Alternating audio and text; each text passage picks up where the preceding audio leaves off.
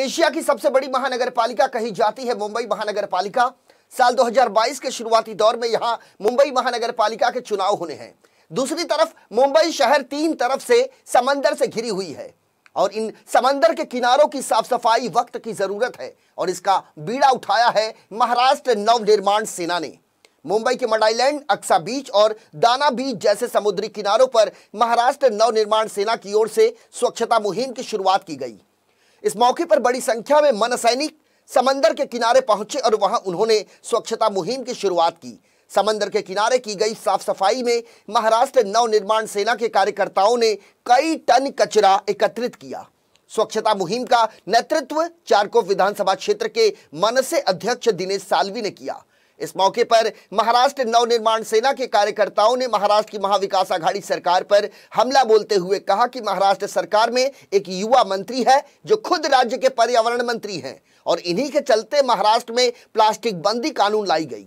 लेकिन आज समंदर के किनारे सबसे ज्यादा यदि कचरे का अंबार है तो वो है प्लास्टिक के ढेर का।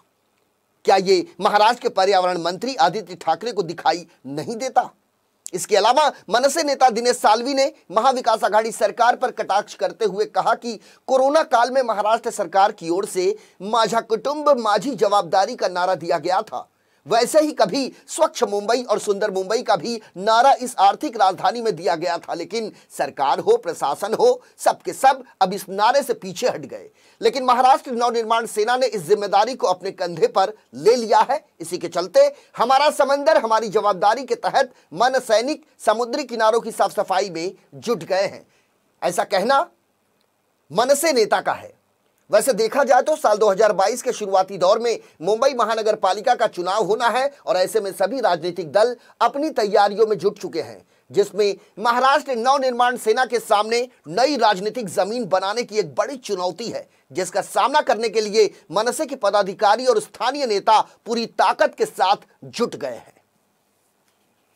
कोविड महामारी की परिस्थिति में ये सरकार ने बड़े बड़े आश्वासन लोगों को दिए थे।